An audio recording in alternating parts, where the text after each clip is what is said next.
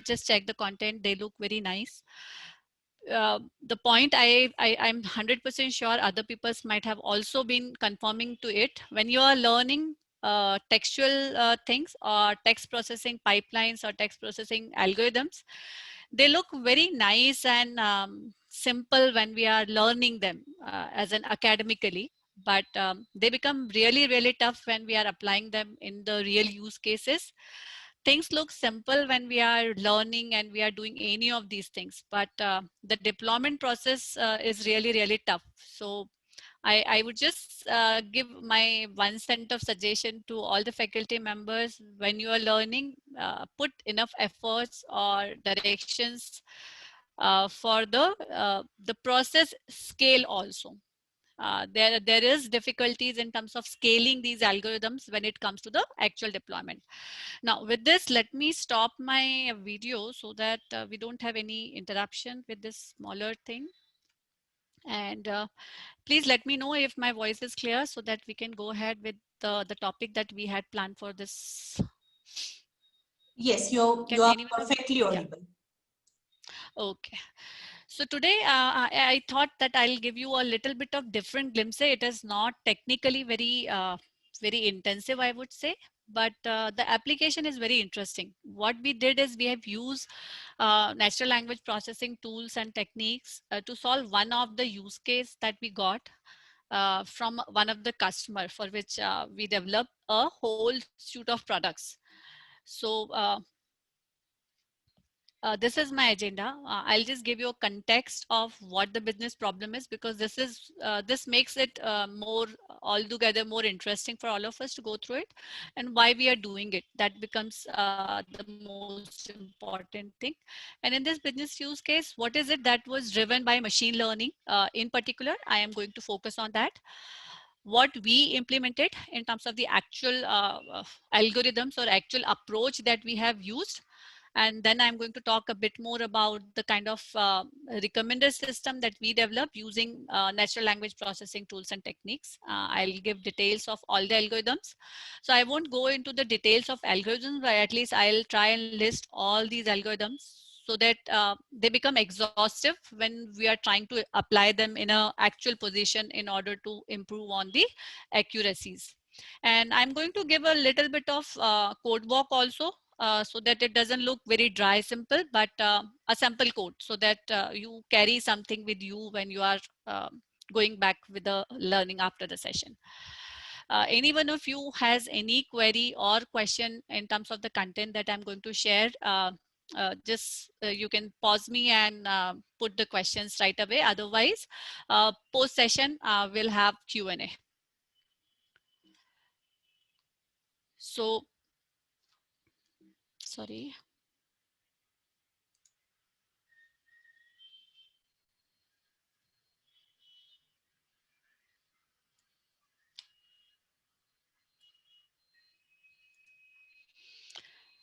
Yeah.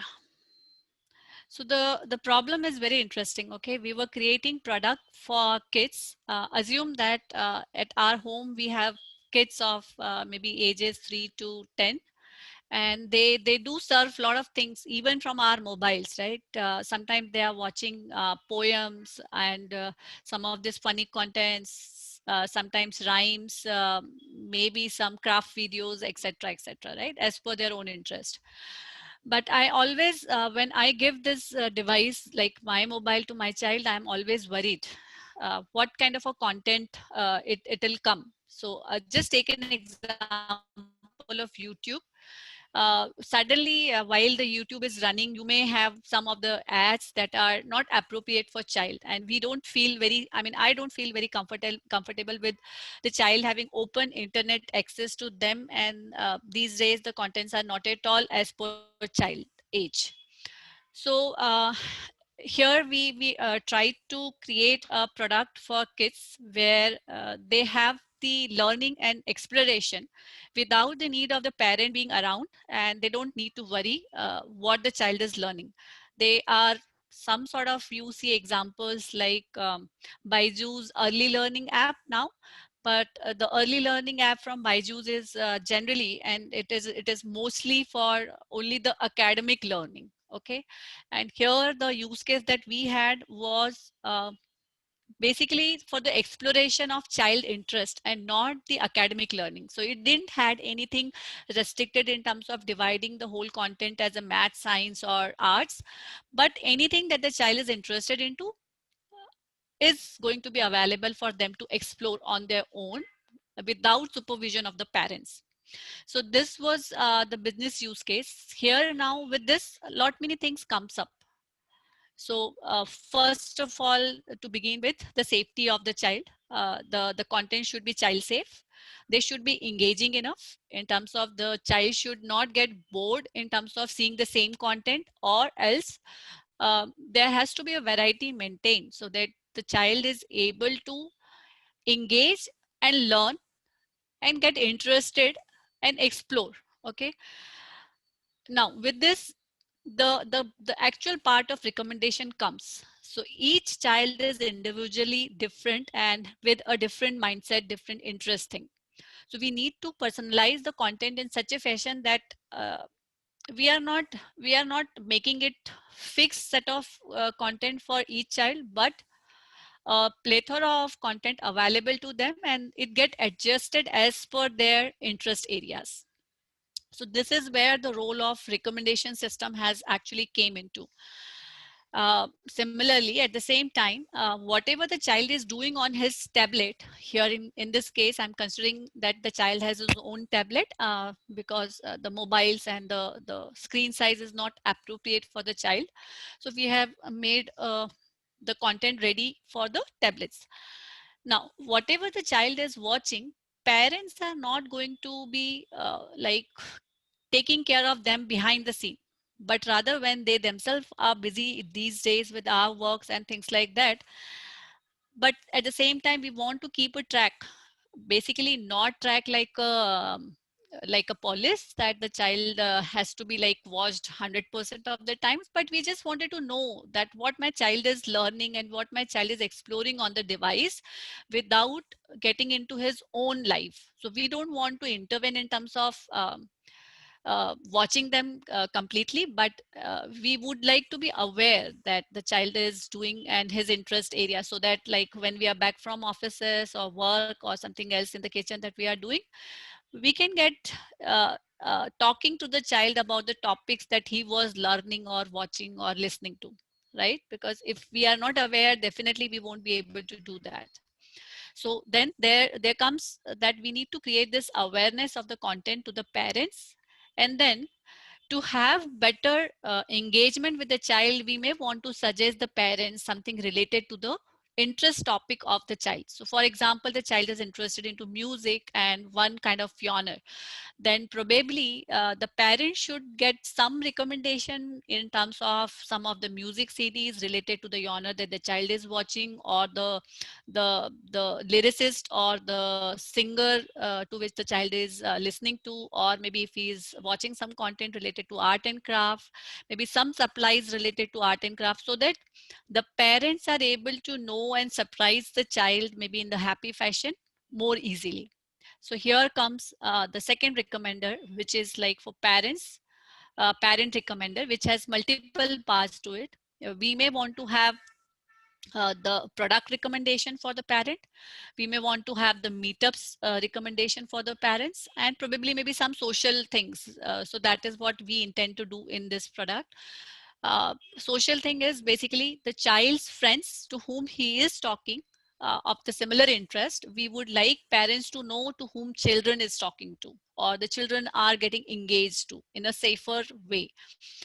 So these were the use cases in terms of the product creation that we wanted to create for our customer.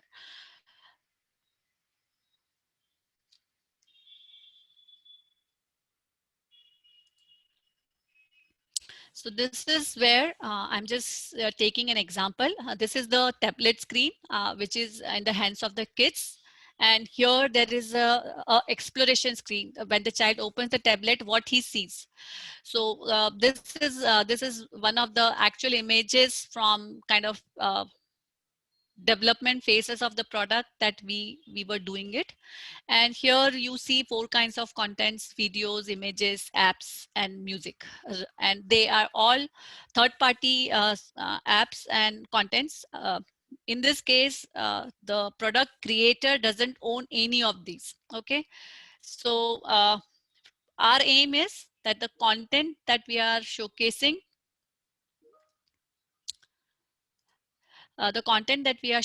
to the child are engaging enough, and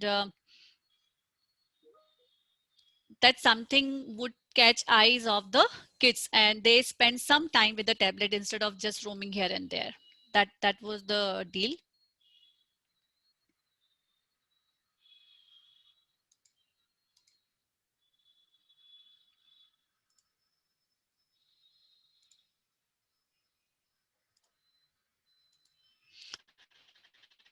And at the same time, this is a screen for the parents where we are trying to showcase in one way what the child has explored. So on the first screen, you see we are giving information to the parent by using an app, which is a mobile friendly app, where whatever the child is actually looking into the screen, the tablet, at least one kind of a feed goes to the parent that this is what the child has watched. And then the second one, to whom he is talking to, whether it is his aunts or his cousin or her cousin, that is what is the detail that we are kind of trying to share with the parents on the parent app. But the most important, this is about just presenting the content, but the recommendation comes into picture when we are trying to give them. So the middle picture that you are trying to see, whatever the content that child has seen on the left screen that you are seeing, we are combining and we are creating this data, churning out using NLP techniques in order to bring the middle screen. So in the middle screen, you can see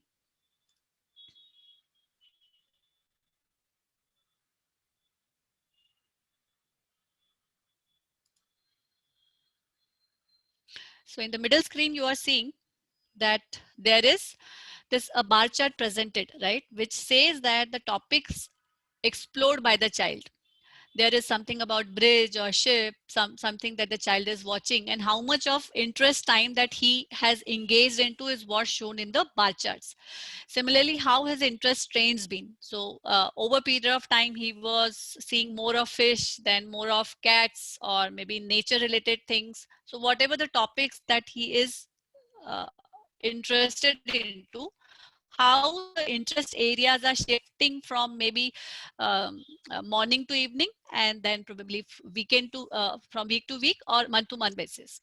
And then the third screen, you are seeing that we are able to recommend the parent something related to the child's interest, whether it could be an outing idea or whether it could be related to some product recommendations. So all of it that we wanted to do for the parent is the content for recommendation system.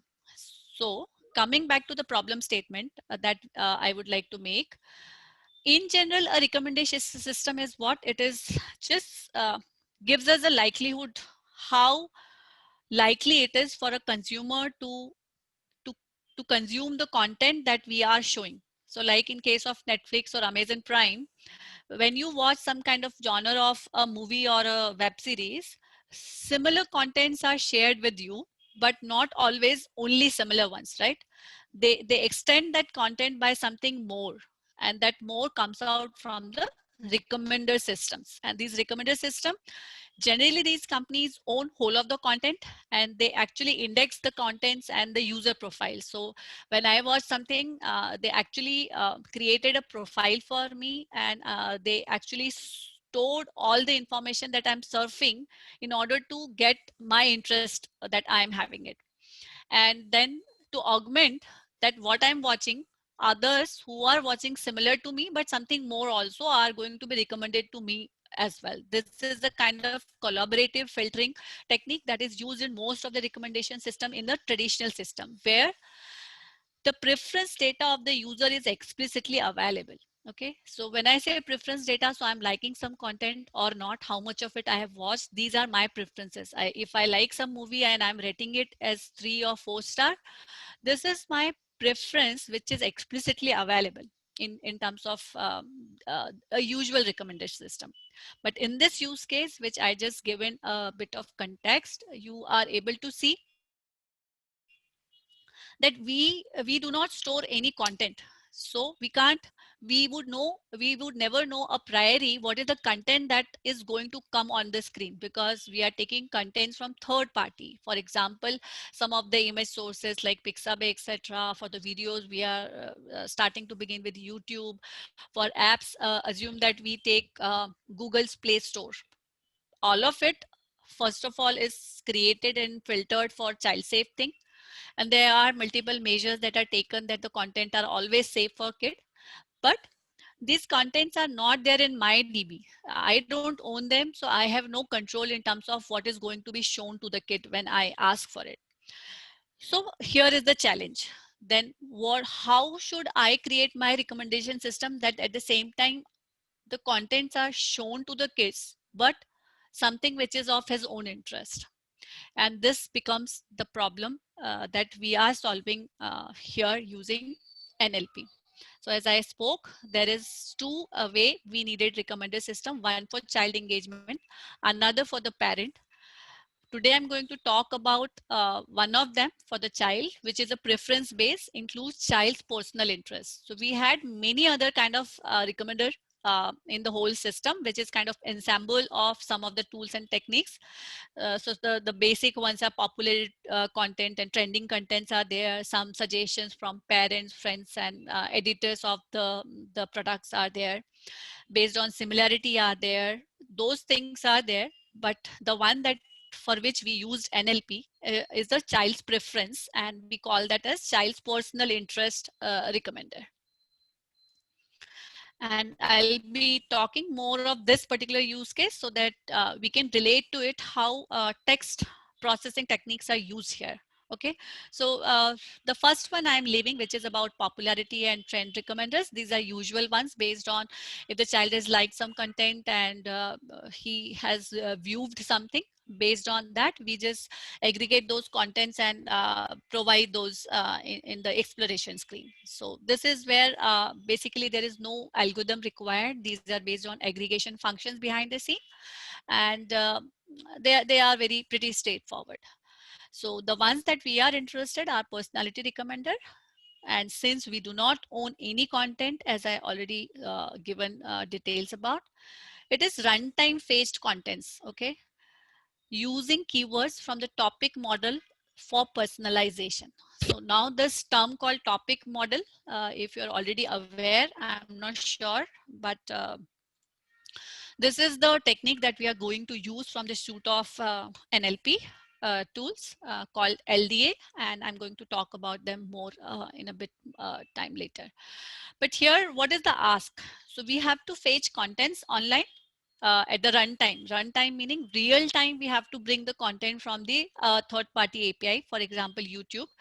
How I'm going to get the content? I'm going to use the interest keywords of the child and fetch the content from the third party. But now how do I select these interest keywords?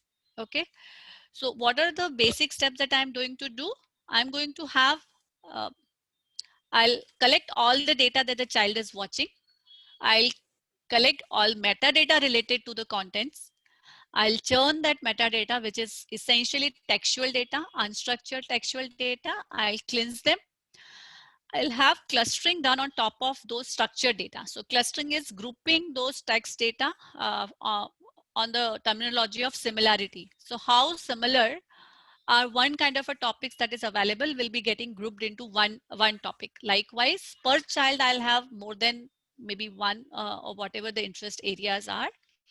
And from each of the topic, I'll choose the most frequented keywords randomly and by repeatedly changing them while getting the content from the API.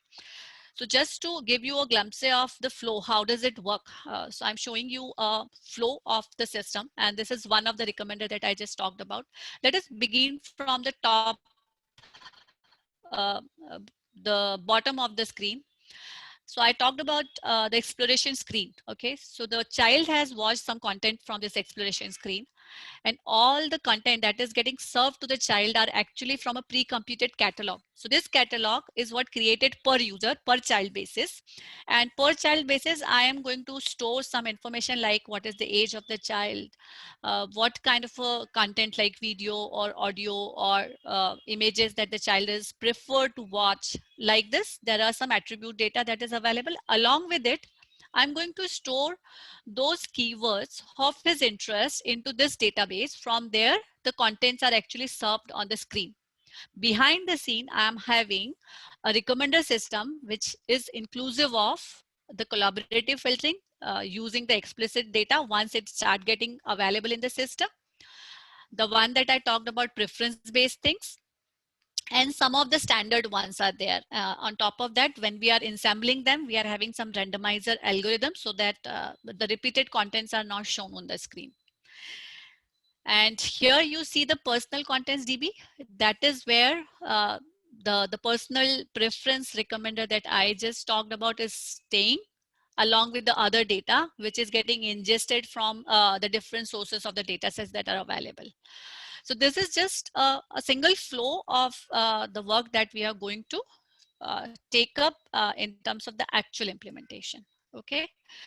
So now assume that this is the data that I'm having it. What is it, this data? So that personality DB that I was showing you is actually collecting all the information related to each child, which is his birthday, gender, state, city, number of siblings, whatever is available. So we are not making it compulsory. If it is available, fine. If not, then we are going to work with the minimalistic information, which is some idea of the content that the child has watched. In this case, I'm taking example of YouTube because that is known to all of us, that for each YouTube video, we get the title, we get some kind of keywords which we are already supplied by the author of the creator of the video, and some description. So that 2-3 lines. Sometimes it is not available also. The minimal that we will get is the titles, which is very appropriate for the content to get its detail about. So this is the text data that we are going to get. This is a sample one. I'm going to showcase to you the one in the code as well, that what the actual data looks like. We are going to use this textual data to create our first recommender. Okay. And to create the first recommender, what we are trying to do, we are going to cleanse this whole of the data set. Cleanse this whole of the data set and then keep it like this. So something that you are seeing in the red box is basically the filtered and processed keywords. So inline, skating, and breaking is one kind of a topic. So here the child is maybe interested in learning about skating, inliners. Then the other one is about coyote, wildlife, animals. So maybe this is the second topic that the child is talking about, and these are the keywords that are extracted from topic modeling called latent richlet allocation is one of the algorithm that is used behind the scene. And like that, for each child we are storing these topic, interest topic, along with other attributes from his history. Okay. So now coming to what is the kind of algorithm that is used to bring this interest topics or interest keywords. So there are multiple kinds of algorithms that are available from the literature. I am calling it as topic model algorithms. Most likely you might have already worked with them for some of the text summarization tasks at hand. Sometimes they are mostly used for text summarization in general. So basically like a news agency, if there is a lot of data, then they group and create some common topics that this is related to sports, this is related to politics, etc., etc. But here, the same algorithm which is used for text summarization is used for recommendation system, right? We are using this. So the keywords are used to fetch the data, and that's where it is coming and actually bringing the preference of the child in a implicit way. There is no explicit preference, but that is implicit preference. So these all algorithms are available. Most of it is the work is been done in Python, except so I'm going to showcase to you implementation of NMF, LSI, LDA. then there is some possibility of having a semi-supervised kind of a thing. All these, the above three are actually kind of unsupervised clustering techniques, right? Topic modeling is essentially a clustering done on top of text data. Okay, in a very commonistic language, if at all we want to talk. But this semi-supervised is when we wanted to know, so we have actually grouped the data, but we do not know when I'm saying, so let me just take example of this. I do not know that inline skating and breaking, the topic as in combine is basically interest area of learning skating. So that learning skating is something that is not given to you in an unsupervised algorithm. That is an knowledge that comes outside the system. So we as a human being, after reading those tags, we were able to interpret that this was about learning the skating. But the machine learning algorithm won't know what topic these sets of keywords belong to. There sometimes it is important to have this semi-supervised set of algorithm. This is not like widely used and widely accepted tool because of the mismatch in the class that we give it to. Generally people, if at all they have already known classes, they would convert this unsupervised method into the supervised one, wherein a strict classification boundaries are available and we are able to relate each of the topic keywords to the topic name. We tried using AWS Comprehend API as well for this task because of the less data that was available for training in the beginning of the implementation, so that we could use trained models for doing LDA. And when it came to actual implementation, because the data became big, we wanted, and we did PySpark Spark-based implementation for the same set of algorithms. Key phase extraction algorithm could have also worked here, but since we wanted to use them as an semi-supervised set, because we wanted to have a connotation of the grouped keywords into a topic name so that the parent can be informed that this is the interest area of the child. So we didn't go on ahead with this key phrase extraction, which is basically extracting the key phrases from the paragraph. That could have also worked in some of the situations if it is okay for the use case that which you are working. Now, a little bit of pros and cons that we had gone through. Python-based implementations were fine for individual recommenders, but we wanted to do them at the global level for all the users. Then it became a big data problem, and then we had to shift it to the PySpark. But when we shifted to PySpark, we realized that some of these parameters are not optimized, and we need to basically that number of topics had an unsupervised algorithm, you need to pre-provide this number of topic parameter, which is called kind of K in clustering. So, and when we try to optimize that, it becomes a huge data churning problem. So some of those we faced, and in the beginning, as I already informed, we use AWS Comprehend services just for the ready-made uses. But being not a cost-effective solution in the current use case, because we had to call this API multiple times, we gone ahead with the custom implementation that we did using PySpark. So how are the actual implementation? Okay, so I'll just talk quickly about the actual implementations that we did in terms of how it goes in terms of implementing LDA, and then I'm going to showcase the same in the sample codes. So we have used standard text processing pipeline. Maybe this is the topic covered in the first or the second day of this program, where how do we cleanse text? How do we tokenize them? How do we remove extra spaces and remove special characters? That is what is done in terms of the cleansing, removing stop words, etc. This is what, and then the most important thing over here becomes lemmatization or stemming. So you have to choose whether you would like to do a stemming in order to reduce your bag of words, or would you like to lemmatize instead of stemming. So in terms of completing, because in our case we wanted complete keywords, meaningful keywords, so we had gone ahead with lemmatization instead of stemming. And the size of the bag of words it was not a problem for us because anyways we were working with big data scenario. So some of the standard ones are actually used to cleanse the data. And this is a very elementary way of actually in terms of the algorithm. That's what in the beginning I said.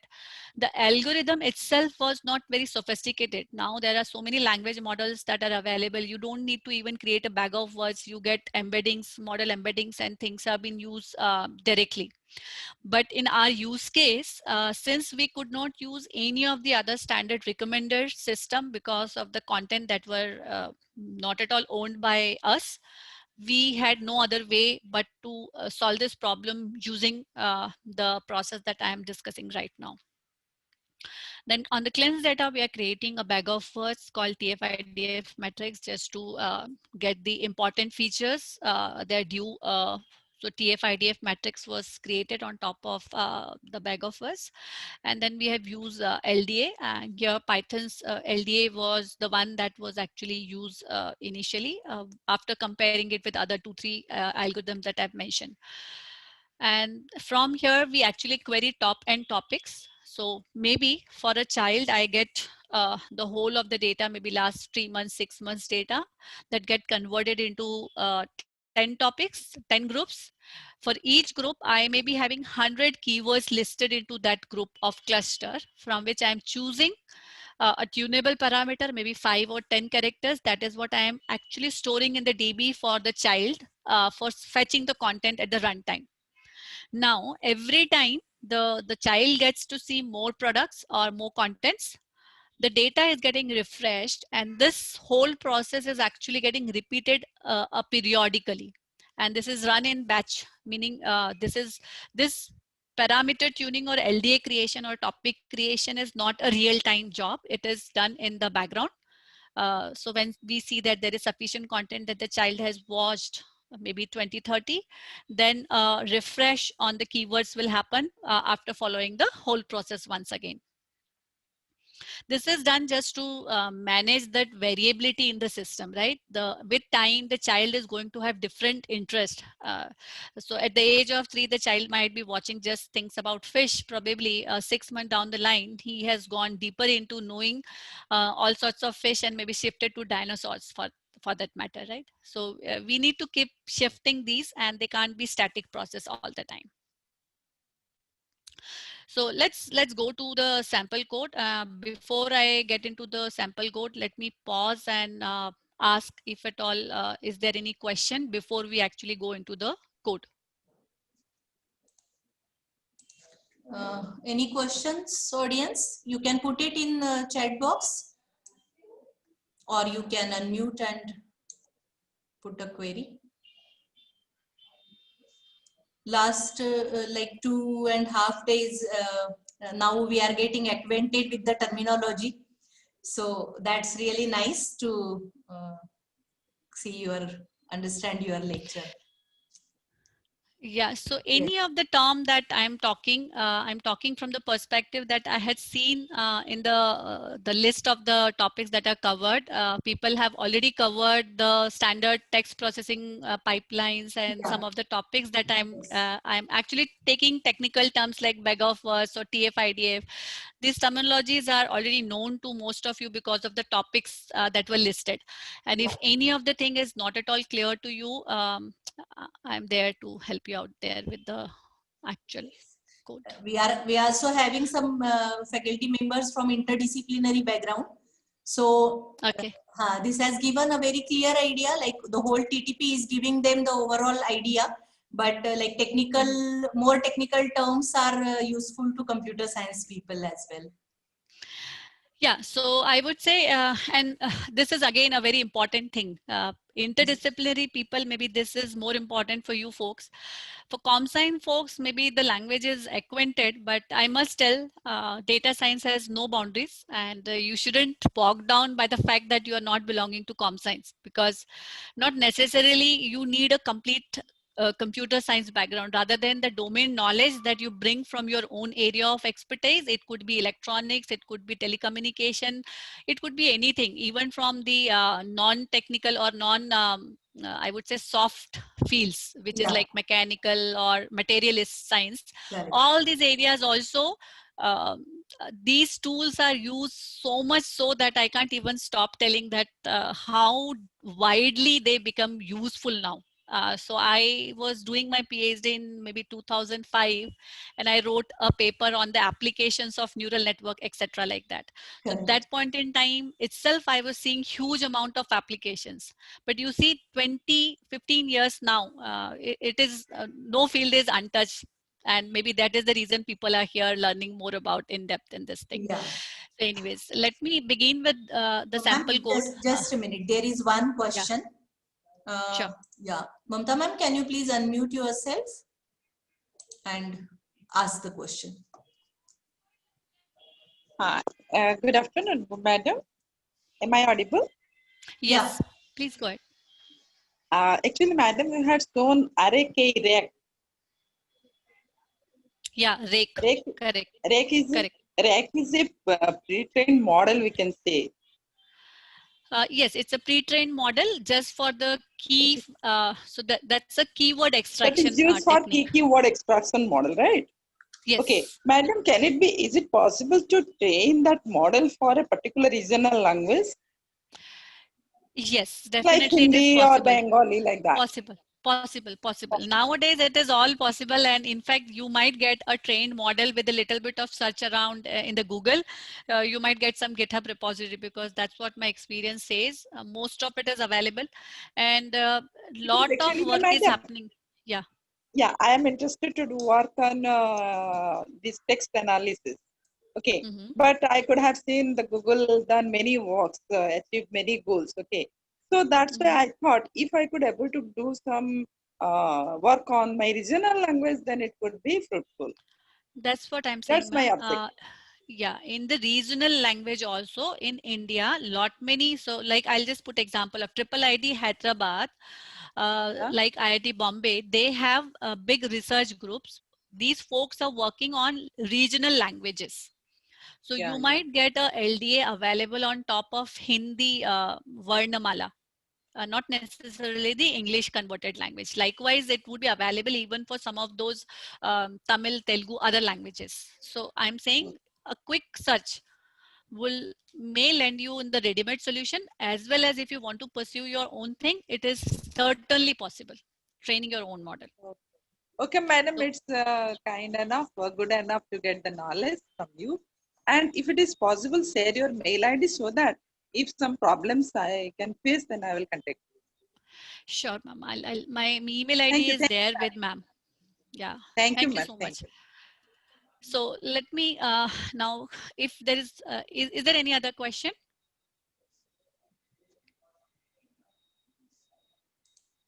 No. So I'm assuming that there is no more question. Let us switch to the to the sample code. This is why I'm showing this sample code is something that looks very simple in terms of the plain languages. When we speak, they become more clearer when we actually see the code. So probably the language miscommunication or the terminologies being different, we might miss some of the concepts, which becomes easier when we go through the code. So here I'm using 2-3 pipelines, or rather 2-3 packages that I have installed. Gensim is one, Spacey, and PyLDA, which is actually just for the visualization. So main, I am working with Spacey, Gensim, and NLTK. These three open source libraries you might have already used, and they are the most go-to libraries when it comes to NLP text processing. Okay, Spacey and Gensim. Apart from that, I'm going to use simple scikit-learn, pandas, numpy, the regular ones, right?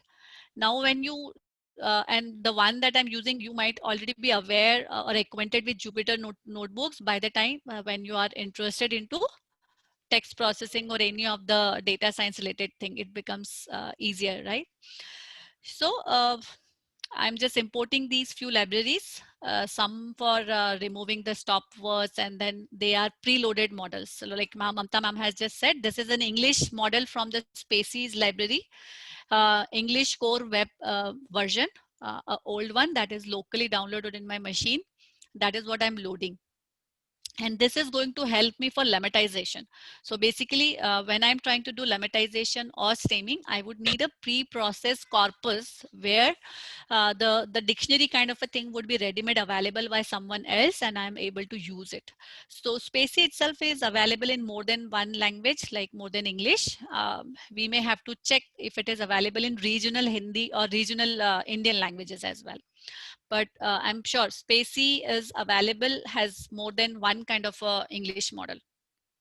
Other than English, at least French and other European languages I'm aware, we may want to check for the Indian languages as well.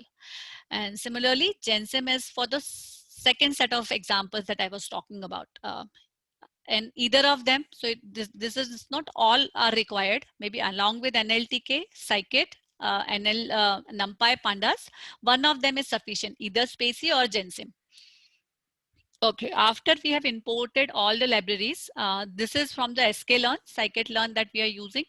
This is the model, latent dirichlet allocation. So that is called LDA in short, and this is the model used for topic modeling, the first model. And similarly, this matrix factorization also. NMF is another one, and LDA is another one from the Python's base implementation itself that we are going to use. Now from this, we are importing count vectorizer and TF-IDF vectorizer. So these are the ones that is the standard bag of words and inverse bag of words. Basically, the second one is to give lesser importance to most frequented keywords in the corpus. So these two things we are importing. Grid search we are importing to do optimization when we are fine tuning the parameters for the model. Yeah. Your code is Yeah. not visible. Oh, I'm so sorry. No issues. So I'm still showing the PPT screen or what? Yeah. Is it? Yeah. Okay. Okay, give me a minute. Let me stop sharing and share again. Yeah. Yeah. Okay. Thanks for informing me. So let me go through again. I think people might have not seen. So this is the libraries that I was talking about. Is it available now? Yeah. Are you able to see? Yeah. Yeah, So yeah. this is the Jupyter Yes, notebook yes. that I was talking about. And I was showing it from this, that I imported this GenSim, Spacy, and PyLDA visualization. These three libraries, apart from the standard ones that comes with Anaconda Python. So from Anaconda Python, we get NumPy, Pandas, Scikit-learn, NLTK. All these things are pre-installed. We don't need to install them. GenSim and Spacy is something that we need to install, and they are go-to libraries for any text processing. Basic works. I am not saying the deep learning based language models, but otherwise for any simpler text processing, this is what are the kind of libraries that we work with. And then I've just imported them, and this is where I was talking about the ones that we need. LDA, this is matrix factorization for topic model. These two models we have got from scikit-learn itself, and then bag of words called count vectorizer. Again, from feature extraction, we are getting it from scikit-learn. And this is the inverse TF-IDF. Basically, here the most frequented keywords are penalized, basically, just to not distort the actual distribution of the text data. And grid search CV is used for finding the optimal parameters for the model fine tuning. So after we have imported all the libraries and got my data, this is some sample data that I have read in the things I'm going to show you. So as I shown that, right, from each of the content, we are definitely going to get minimalistic, the ID of the content, the description, tags are nothing but the keywords supplied along with it, and the title of the content. So just imagine the YouTube channel. When you see these things are ready-made available to you in each of the video that we watch. So we are just combining all the text and getting it like this. So this is a sample text that I'm using, and it has around 1900 content for which the metadata is available, and that is what we are clubbing in terms of a text pipeline. So the first is IDs of the content. Then you see some of the contents description. So these would be smaller paragraphs, maybe like 5 characters to 50 or 100 characters that is available as in metadata along with the content. These are keywords supplied with the authors themselves when they upload those videos, and the title of the video. Okay, and you see these kinds of words and a huge amount of gibberish words are there when you actually get this data as a whole. So this is the data that we combined for each content, and then we cleansed it. So when I inform, cleansing is basically we are tokenizing, then removing this standard English words and some of these keywords that I felt it are not going to helpful in terms of child interest. So I'm removing those. And then we are converting sentence to words, and then just created few user defined functions to do the task of cleansing thing. And then we are normalizing, basically small caps, all characters in one kind of a cap, removing all the special characters. And one more important thing is here we are lemmatizing, and we are just keeping the nouns and adjectives. Other keywords we are removing because we wanted keywords which are important, so we have removed other keywords from the text processing pipeline. Then we are creating beggar first, as I said, count vectorizer applied on the normalized data that we created here, normcorps. And then we are using this NMF method, as I mentioned in my slide deck, the name of the matrix vectorization. So this is where we are applying the method from the scikit. Some of the parameters that are here, I'm keeping them as in default, and these can be fine-tuned using the grid search approach that I will showcase. And here what we are doing is, from this method, whatever model we get is a clustered data. I'm extracting top 20 keywords from each of the cluster. So I have actually supplied it how many cluster that I want, and in each cluster how many keywords I want. So both the parameters I only supplied, and here I am getting 5 topics: topic 0, topic 1, 2, 3, and 4. And you see the art, draw, project idea, tip, step, cartoon, lesson learned, direct, tutorial. All these are unique tokens belonging to each of the topic. Now, with this, we need to see that there are topic about animal, there are topic about underwater scenes, there are topics about art and craft, and maybe science shows for kids. So these are the 5 larger topics that I'm getting from this data. And this is what I'm going to list against the child for which the data is actually used in this model. Similarly, we can train an LDA model. sklearn has LDA available. So this is where is the thing I'm using it. And these are definitely nothing much. There are some matrices that we check for the best results. So if my model has a nice cohesiveness in the data, or the clusters are very similar enough in terms of giving me the good results, all those measures are there. Maybe when you get into the details of applying LDA, you will read more about them. And same, so here by another method, I'm getting top 5. So here you see the clear cut differentiation is able to see here. This is top 5 keywords from topic 1, top 5 from topic 2, like that. Another method.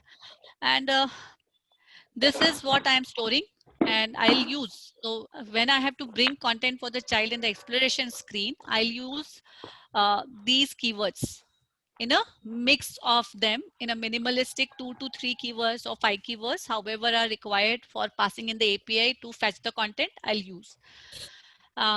Obviously, this is based on the sample data that I am showing you. Here we use grid search just to optimize the code. And so since this has not run, this particular code is visualization, we have not run, so that is giving me error right now. We may get that thing. So this is a very nice thing for us to actually get the vectorizer. It gives us this kind of a display that I'll showcase from the other. It gives us this kind of a display. So I get to see in each of my 5 clusters, this is Gensim based implementation 1, 2, 3, 4, 5. All the 5 clusters, what are the kind of mix of the keywords that I was seeing in the equation? I can visually see, and then I get this mix also. So on the top line, you're able to see when I hover on something, I get to see this top 30 most salient terms and how much of a contribution. So 15% of the tokens are belonging to fourth topic.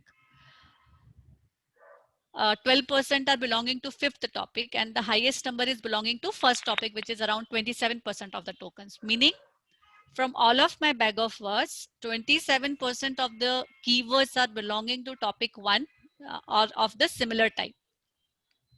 There are other measures also that we get, and this is a very nice visualization using the same PyLDA visualization method. I think this is what I intend to showcase here. I'm using GenSim library to get the similar thing as I showcased to you in my slide deck, that there are multiple approaches to get the topic model done from the same textual data. A little bit of text processing may be different between GenSim and Spacy because of the implementation that is differing. How do we actually tokenize the sentence? One of the method takes sentences and one of the method takes tokens. When I say tokens, they are individual keywords. So this is where I think I'll take a pause here and a good time check. We have 5 minutes for us to actually have any question answers or clarification that we would like to take. Yes, ma'am. There is one question from the participant Supriya Kinariwala. Yeah. Can you please explain various topic clustering evaluation measures? Okay, so perplexity is one. Let me get to the quick thing. So this is the two things that we get ready-made from the LDA's implementation or GenSim's implementation. Both the things we get coherence metrics and perplexity metrics. Okay, and I have actually already given. So this particular thing is, yeah, I think I shall mention that. This has a good implementation at one of the blogs. So let me post this link in the chat box so that people, this whole of the thing will be available there, and it will remain with you. Let me just put this into chat. Go through this link, and this link actually has the same implementation that I'm showcasing you. You did not to get my notebook. This is nothing secret here. It's a commonest of the common. And all the steps that I'm talking about, including the perplexity and the coherence metrics, are explained there at this link. And they are just basically, if I have to tell you the intuition behind this, basically they tell you if you are aware of the clustering concept, when we are trying to cluster anything, what we wanted the closeness among the basically members of each cluster, and the differences as much as possible between the different members belonging to different clusters. The same holds true here. So cohesiveness is something, coherence, how nearby the keywords are coming. So basically in terms of text, what happens if the keywords are next to each other, they are going into coherence set, and the likelihood of them coming in the same sentence or same paragraph goes into the perplexity based on a given corpus, of course.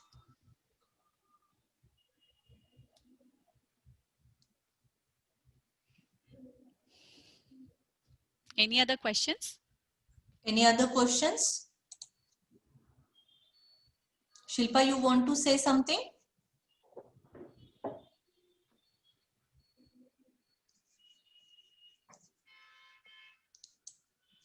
Let me check chat box once. There is something. Yes, ma'am. You can like sum up. I think there are no more questions at this moment. Yeah.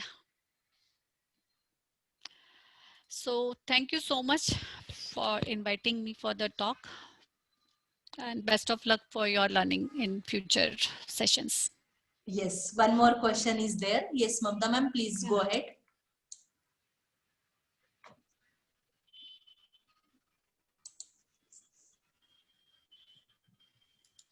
Madam. Hello, one more question, madam. Excuse Yeah, me. go Actually, ahead. that Yeah, go LDA ahead. technique, the LDA technique is Yeah. a new one, or when it is being come into the It's very old, very old. Yeah. I mean, I don't even remember the first reference of it. I myself is using it from last 10, 12 years. But the context in which it is used for recommender system is something would not be very easily available.